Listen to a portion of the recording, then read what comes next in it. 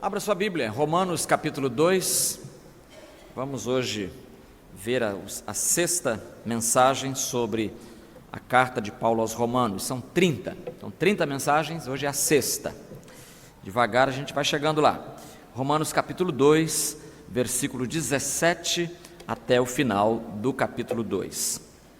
Quero convidar você a se levantar e ouvir atento a palavra de Deus, que assim diz: mas se tu te chamas judeu, te apoias na lei e te glorias em Deus, e conheces a vontade dele, aprovas as coisas excelentes, sendo instruído na lei, e estás convencido de que és guia dos cegos, luz dos que estão nas trevas, instrutor de ignorantes, mestre de crianças, que tens na lei a formulação do conhecimento e da verdade. Tu, pois, que ensinas os outros, não ensinas a ti mesmo? Tu que pregas que não se deve furtar, furtas. Tu que dizes que não se deve cometer adultério, adulteras. Tu que abominas os ídolos, rouba-lhes os templos. Tu que te glorias na lei, desonras a Deus pela transgressão da lei? Pois, como está escrito, por vossa causa o nome de Deus é blasfemado entre as nações. Porque, de fato, a circuncisão é proveitosa, se cumprires a lei. Mas se és transgressor da lei, a tua circuncisão tornou-se incircuncisão. Então, se os que são da incircuncisão cumprirem os preceitos da lei, não serão eles mesmos considerados circuncisos? E se aquele que por natureza é da incircuncisão cumprir a lei, ele julgará a ti, que és transgressor da lei com a letra e a circuncisão. Porque judeu não é quem o é exteriormente, nem é circunciso quem o é apenas no exterior, na carne, mas judeu é quem o é no interior. E circuncisão é a do coração, realizada pelo Espírito, não pela letra, cujo louvor não provém dos homens, mas de Deus. Senhor amado, diante de Ti nos colocamos, tendo nós lido a Tua palavra, e pedimos uma bênção apenas, a de que nos fales ao nosso coração, em nome de Jesus. Amém. Queira sentar-se.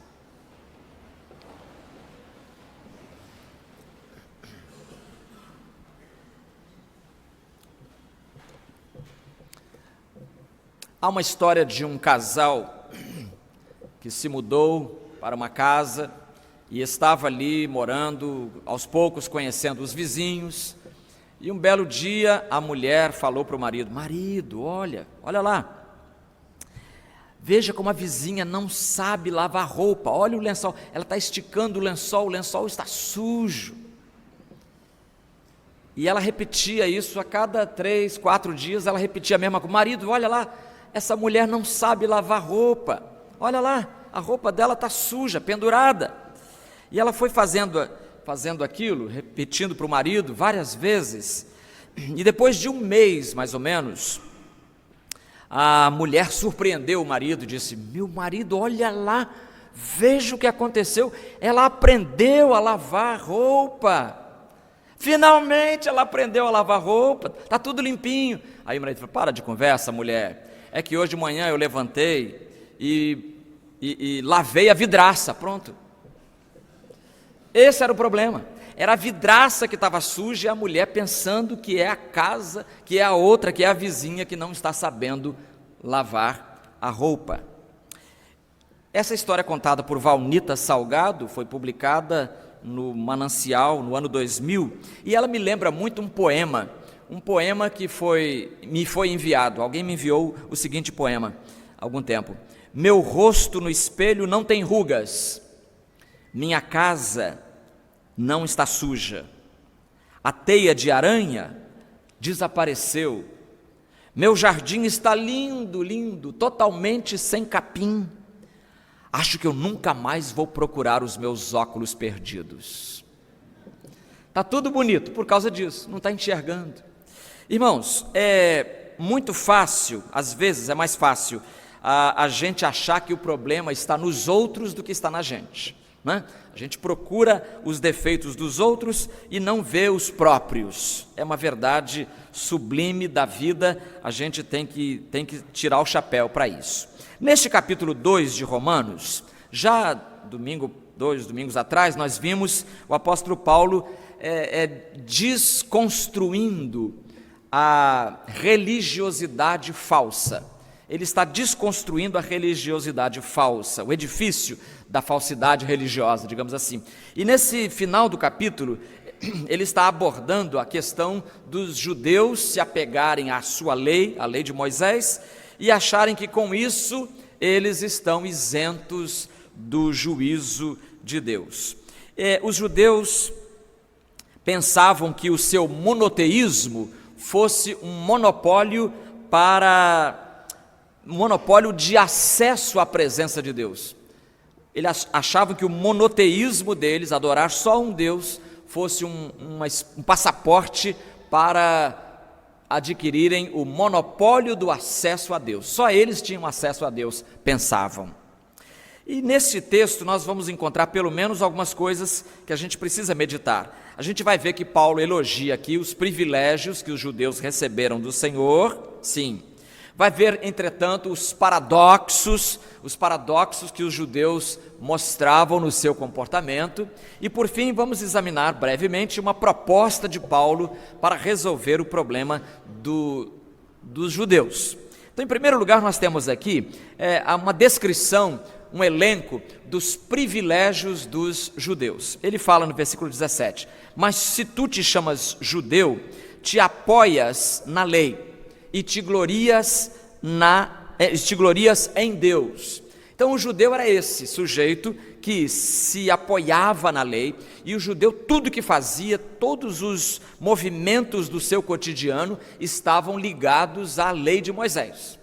Não dava um passo se a lei não permitisse, não acendia fogo se a lei não permitisse, não dava um telefonema, não daria um telefonema se a lei não permitisse. Eu me lembro de um irmão aqui que me falou que um dia ele estava junto com um judeu no 10º andar de um edifício esperando o elevador, mas o judeu chegou e ficou parado, não apertou o botão. E aí chegou esse irmão, disse: o senhor já apertou o botão? Não, senhor. Então eu vou apertar. Aí descobriu por que o judeu não apertava o botão. Era sábado, e para o judeu apertar o botão significaria transgredir a lei. Apertar o botão, mas engraçado, o outro pode, né? Mas ele não. Então é uma coisa super curiosa. Mas Deus deu aos judeus, ao povo judeu, o privilégio de ser o receptáculo, digamos assim, da lei de Moisés. Versículo 18: e conheces a vontade dele. De fato, os judeus acreditavam que a lei de Moisés encerrava o conhecimento da vontade de Deus. Quando você lia a lei, quando você entrava em contato com a lei, estaria entrando em contato, na verdade, com a vontade de Deus. E acho que aqui nós temos uma lição para parar e pensar. A palavra de Deus realmente nos revela a vontade de Deus. Muita gente se pergunta: como é que eu posso conhecer a vontade de Deus? Há vários recursos, já vimos aqui em anos anteriores alguns desses recursos, mas o mais importante deles está aqui.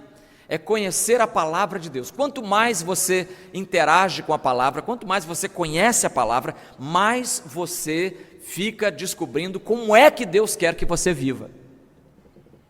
É um jeito de conhecer a vontade de Deus, é pela palavra de Deus. E o judeu tinha na lei de Deus o conhecimento da vontade de Deus, conforme o versículo 18. Aprovas as coisas excelentes. O judeu aprovava as coisas excelentes, sim, e basta dizer que no contexto no contexto das nações, o povo de Israel é o que tinha uma moralidade mais elevada. Se você examinar, por exemplo, se você contrastar a moralidade dos judeus com a moralidade dos cananeus, a quem eles sucederam na terra prometida, você já vai ficar chocado com o desnível. A moralidade judaica era lá em cima. Por exemplo, aqui em Levíticos capítulo 20, você lê assim, olha, versículo 10. O homem que amaldiçoar, o 9, o homem que amaldiçoar o seu pai ou a sua mãe, certamente será morto. Amaldiçoar aqui não é só dizer, está amarrado, vai para o inferno. Não, é qualquer coisa que fale mal, amaldiçoar, mal dizer, dizer mal. Então qualquer experimento de maldição era punido com a morte, a própria morte. 10. O homem que adulterar com a mulher de outro, sim, que adulterar com a mulher do próximo, certamente será morto, tanto o adúltero como a adúltera. Então veja que esse era um nível o nível que Deus queria para Israel, porque as nações que Deus expulsou de Canaã, praticavam todas essas coisas. Outra coisa, Levítico 20, 11, o homem que se deitar com a mulher de seu pai. Olha o que eles faziam, irmãos. O sujeito namorava a própria madrasta, passava o pai para trás.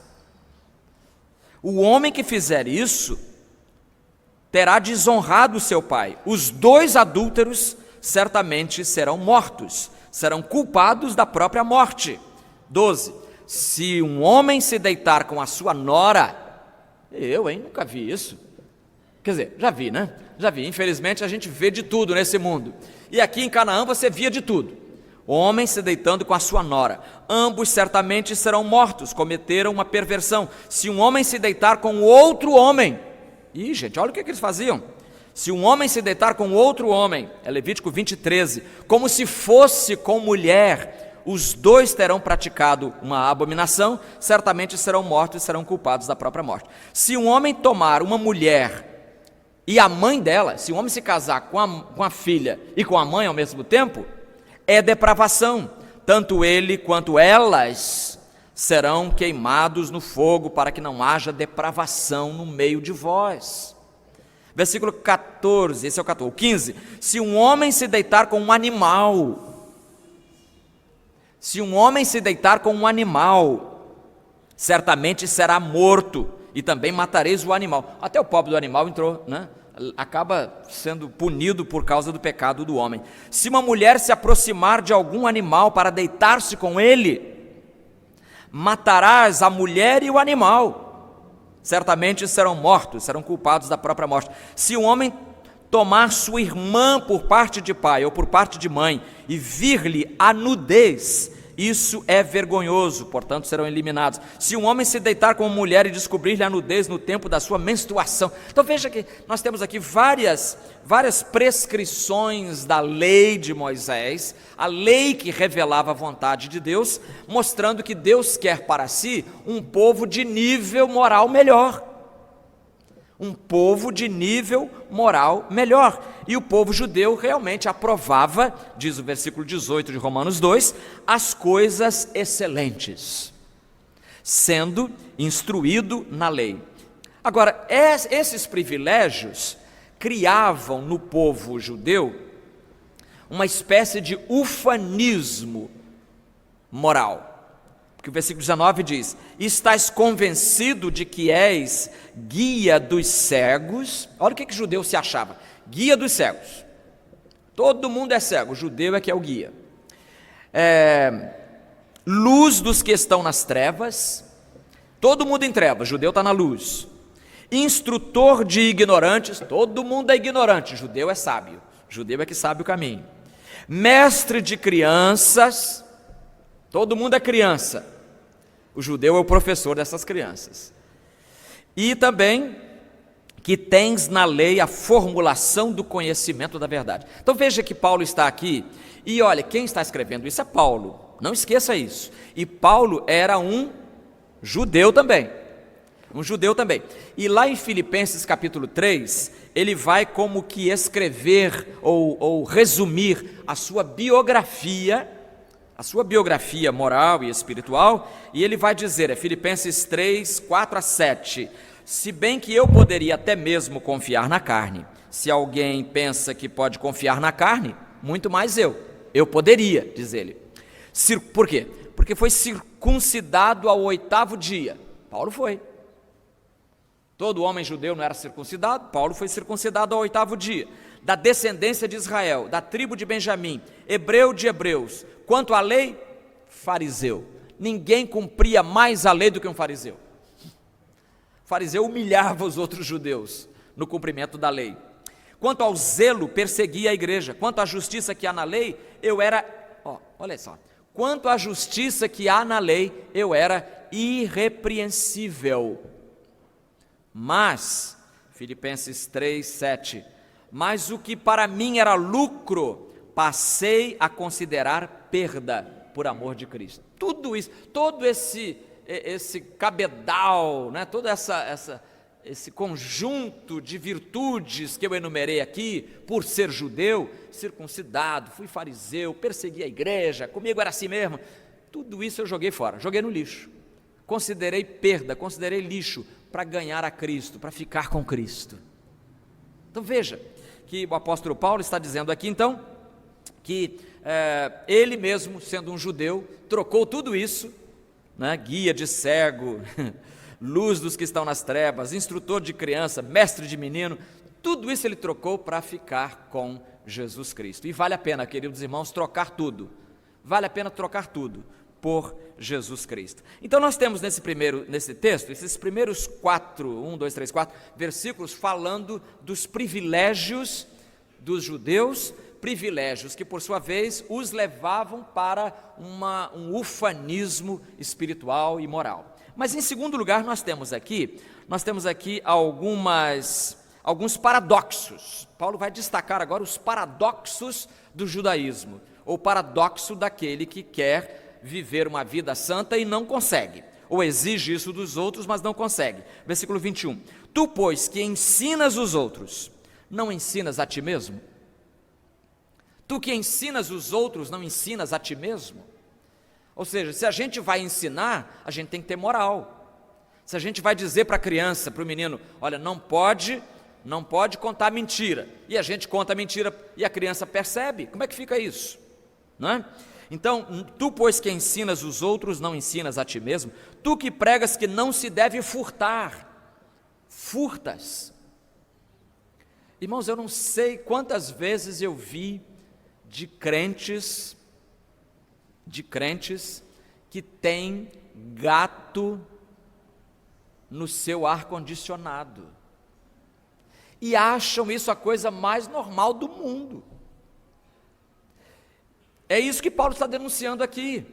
Ele está dizendo, você que diz que não se deve furtar, você furta. Ou furta da empresa de luz elétrica, ou você de energia elétrica, ou você furta do imposto de renda, ou você furta em outros expedientes. É isso que Paulo está denunciando. É um paradoxo você que prega que não se deve furtar, porque o mandamento diz não furtarás, e você furta. Outro paradoxo. Tu que dizes que não se deve cometer adultério, adulteras? Adultério é um assunto muito sério, sempre foi, né? Sempre foi, desde tempos imemoriais. E adultério consiste em relações ilícitas entre um homem e uma mulher que não sejam casados, ou que sejam casados, mas estejam, não são casados, mas estão fazendo a coisa errada. Porque o adultério, as relações sexuais, para serem lícitas segundo a palavra de Deus, não estou falando segundo o Código Civil, segundo a ONU, estou falando de acordo com a palavra de Deus, precisam estar dentro como se diz muito em francês, eu ouvia muito essa frase na aula de francês no Canadá, precisa estar dentro da moldura do casamento. Eu gostava dessa frase. Tem que estar dentro da moldura do casamento. E é isso que Paulo está dizendo aqui. Tu que Tu que dizes que não se deve cometer adultério, adulteras? É uma questão muito séria, porque quaisquer relações sexuais fora do casamento, ou antes do casamento, elas constituem adultério. Palavra de Deus, não posso mudar isso. Mas os judeus tinham um critério muito estranho para classificar o adultério, vamos admitir.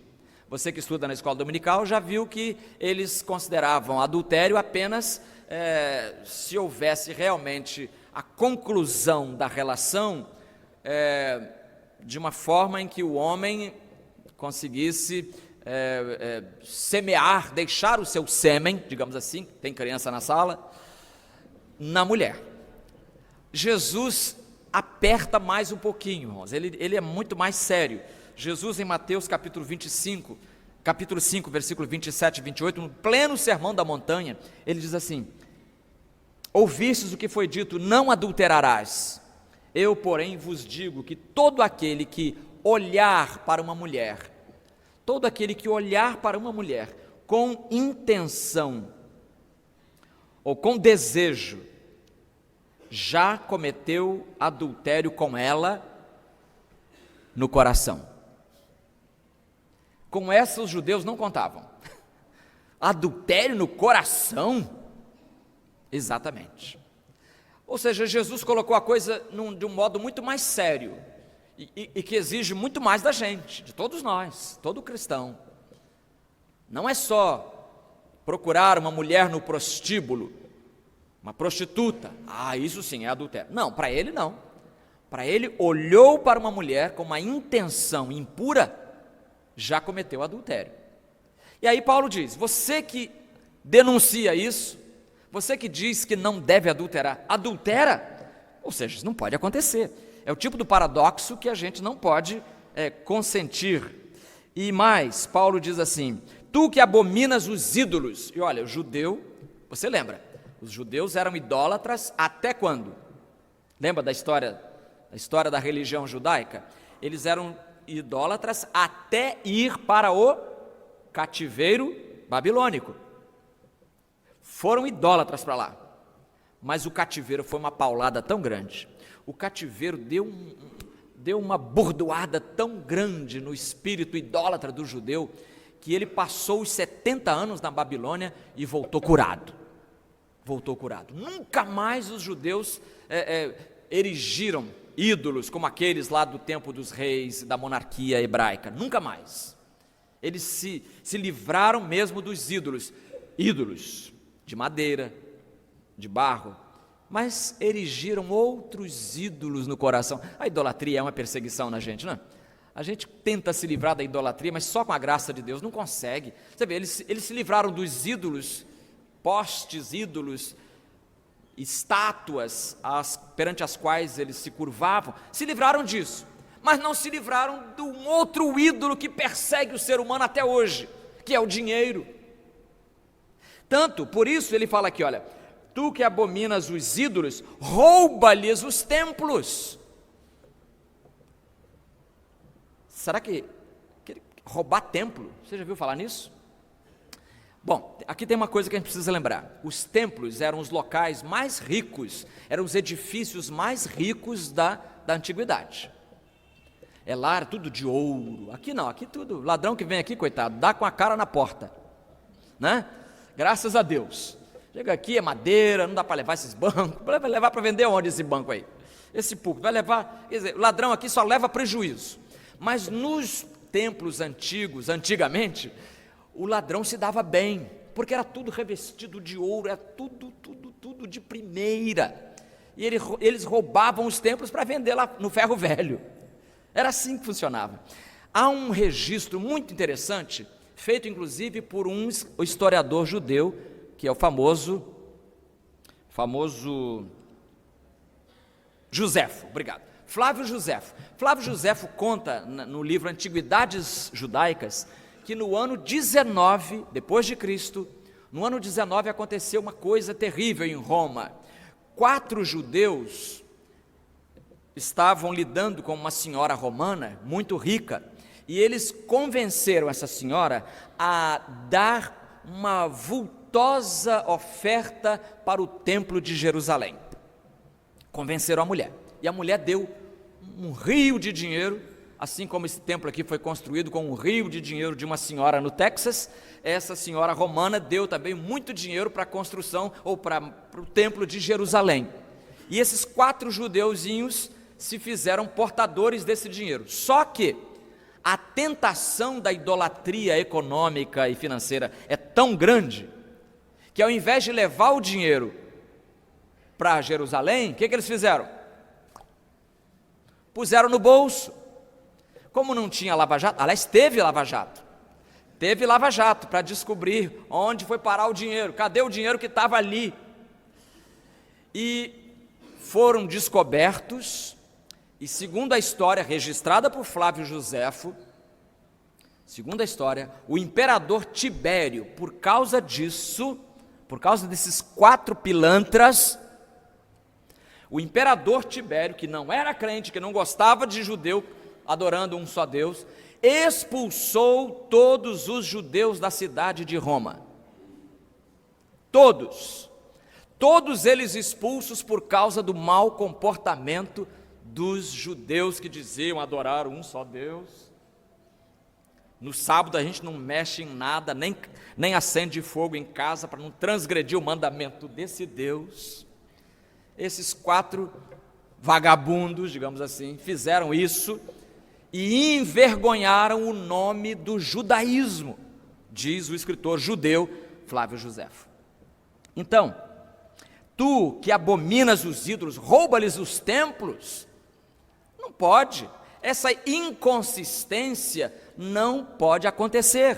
Tem mais, tu que te glorias na lei, desonras a Deus pela transgressão da lei.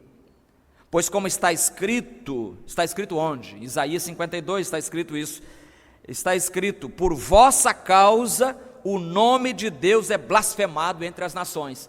Esse texto de Isaías 52, 5, o Senhor pergunta, e agora que tenho eu aqui? Pois o meu povo foi levado sem motivo algum para o cativeiro, os seus dominadores zombam dele, diz o Senhor, o meu nome é blasfemado o dia todo sem cessar. Isso aconteceu lá em Roma com os judeus, os 4 judeus trapalhões, mas isso acontece ainda hoje com os crentes em Cristo Jesus, que defendem uma certa ética, uma ética bonita, mas vivem uma vida feia. E, irmãos, nós temos que trabalhar para acabar com esse fosso que existe entre a nossa pregação e a nossa postura na segunda-feira. Que mais? Aqui então nós temos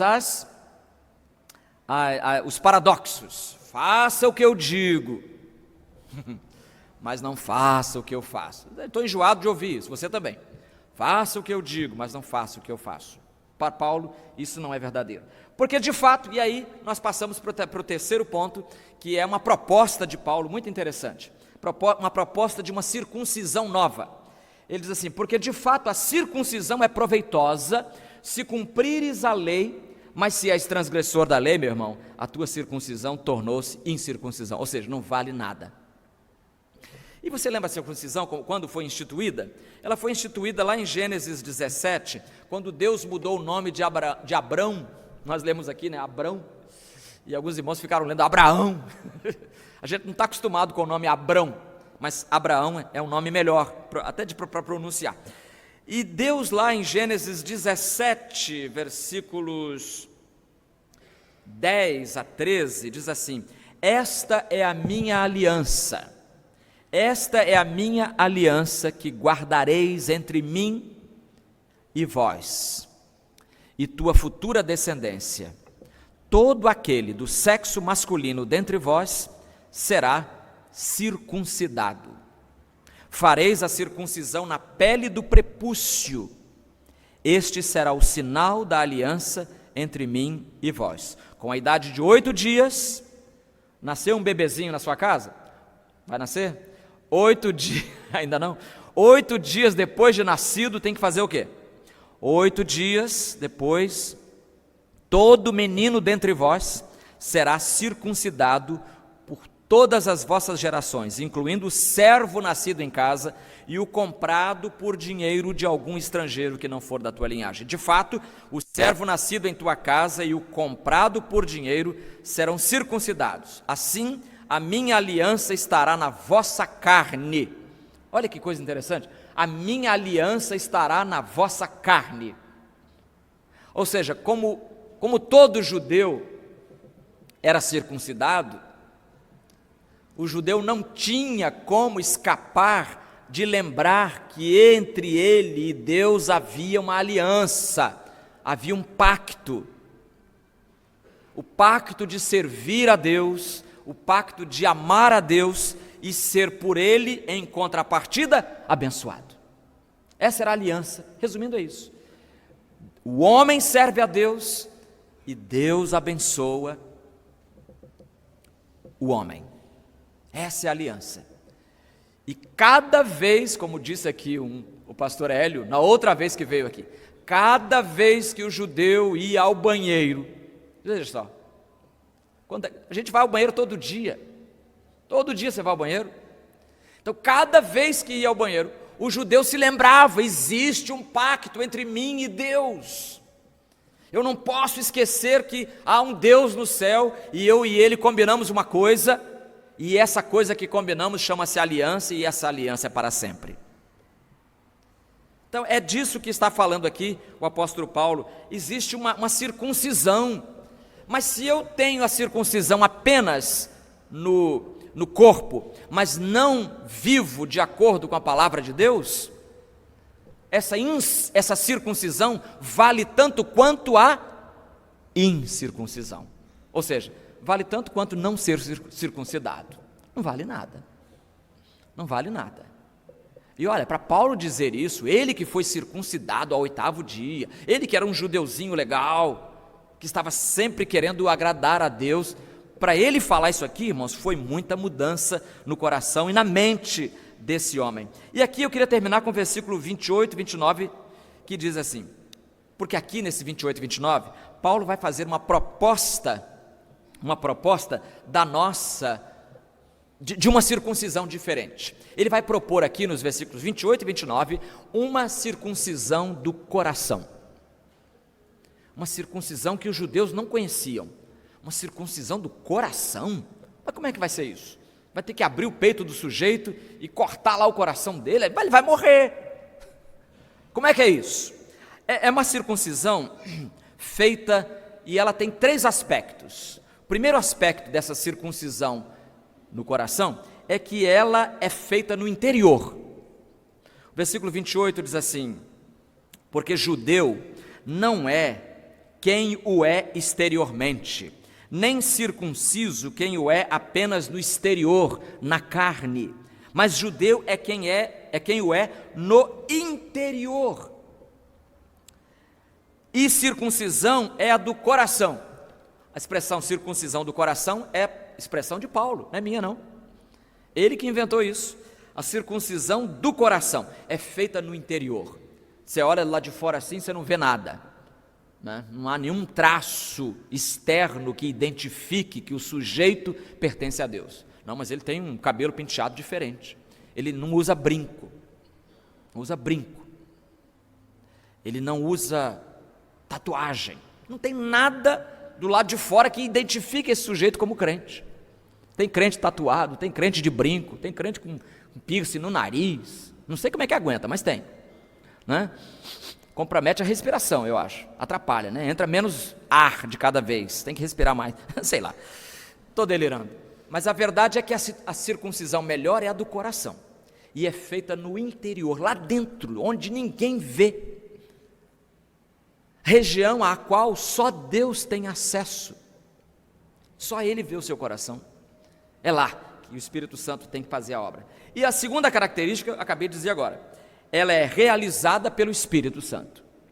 Essa circuncisão não é feita pelo rabino, não é feita por um médico, mas é feita pelo Espírito Santo. Paulo diz aqui no versículo 29, judeu é quem o é no interior, e circuncisão é a do coração, realizada pelo Espírito. Realizada pelo Espírito. É Ele que trabalha dentro de você e faz essa mudança, e faz essa circuncisão que ninguém vê. Mas é importante, é suficiente que Ele mesmo veja. E mais, essa circuncisão do coração, além de ser feita no interior, ser feita pelo Espírito Santo, ela é finalmente aquilo que Deus deseja para cada um de nós. O versículo termina assim: cujo louvor, essa circuncisão, o louvor, o elogio dessa circuncisão, não provém dos homens, mas de Deus. O que quer dizer isso? Os comentaristas dizem que nesse momento, Paulo está fazendo um trocadilho. Ele lembra que ele estudava hebraico, ele falava, lia em hebraico, falava aramaico, falava um monte de língua, mas aqui neste momento ele está fazendo um trocadilho com o louvor. A palavra louvor aqui, a palavra louvor vem da palavra Judá em hebraico. Quando nasceu Judá, o quarto filho de Jacó, quarto e último que Leia deu a ele, depois Leia parou, quando nasceu o Judá, cada filho que nascia ela dava o nome, e dizia por quê. Quando nasceu o Judá, Gênesis 29:35 diz assim: de novo Leia engravidou e deu à luz a um filho, e disse: desta vez louvarei o Senhor. Desta vez louvarei. Não é? Então, o nome Judá está ligado ao verbo louvar em hebraico. E por isso deu-lhe o nome de Judá, porque desta vez eu judarei, louvarei ao Senhor. Louvarei ao Senhor. Judeu, então, o que é um judeu? É aquele que louva. Judeu é aquele que louva. E Paulo está dizendo então aqui que o verdadeiro judeu é aquele em cujo coração o Espírito Santo processou uma circuncisão espiritual. Minha oração nesta noite, querido irmão, querido amigo, querido internauta, visitante, minha oração é que o Espírito Santo, que faz essa cirurgia especial, possa procedê-la nesta noite ainda, que Ele possa mudar o seu coração, que Ele possa operar o seu coração, como diria Ezequiel, tirar o seu coração de pedra. Machado de Assis diria tirar o coração de granito e no lugar colocar um coração de carne. É isso que o Espírito de Deus quer fazer no seu coração nesta noite, mas Ele só faz isso com o seu consentimento. Ele não entra à bruta, à valentona, na marra, no coração de ninguém. Ele espera que você abra a porta. Por isso ele diz: eis que estou à porta e bato. Se alguém ouvir a minha voz e abrir a porta, entrarei em sua casa, com ele cearei, ou seja, vamos jantar juntos. Supremo privilégio de um hóspede era que o hospedeiro lhe desse uma mesa farta, e Ele comigo. Que assim seja. Amém. Senhor Deus, nós queremos Te agradecer a cirurgia que o Teu Espírito operou em nossos corações. Ajuda-nos a nos cercar dos privilégios da Tua Palavra, dos privilégios de andar com o Teu Espírito, dos privilégios de ser um crente, de louvar o Teu nome. Muito obrigado por isso, e ajuda-nos a evitar os paradoxos ou o contrassenso de pregar uma coisa e viver outra. É a nossa oração, humildemente, feita em nome do Senhor Jesus, nosso Salvador hoje, nosso Salvador sempre. Amém.